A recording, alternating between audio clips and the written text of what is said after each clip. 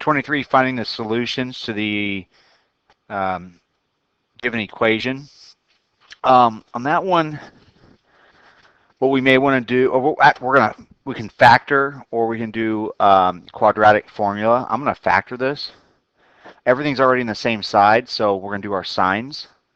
The negative right there means the signs are going to be different, so just do minus and plus, different signs, plus, minus, doesn't matter.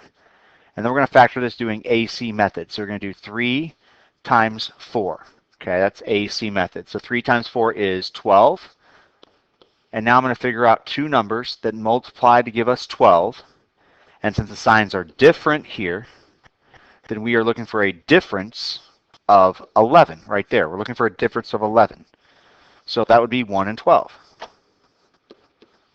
Now between 1 and 12, one of them is going to be positive, and one of them is going to be negative. Which one is which? Well, I want to get positive 11. So if I want positive 11, that means 12 is positive and the 1 is negative. And now I'm ready to bring this down and rewrite it as 3x squared. But I'm not going to write 11x. I'm going to write plus 12x from this, and then minus 1x from this.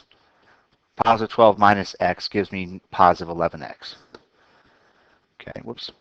So then from here, we're just missing the negative 4 on the end up here. We're just missing this negative 4. So if you look, this right here is exactly what this is.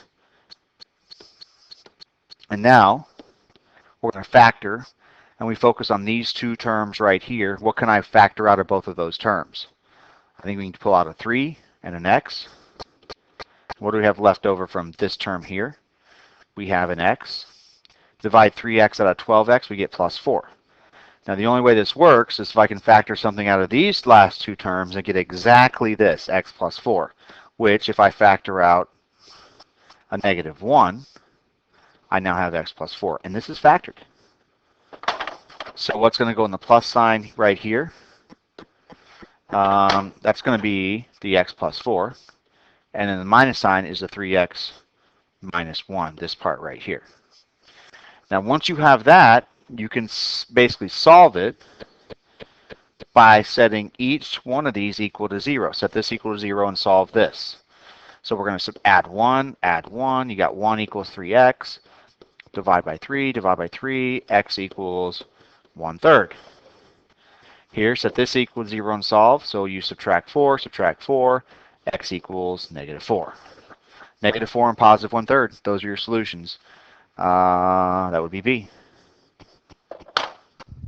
There is another way you could have done this. Could have done it by quadratic formula.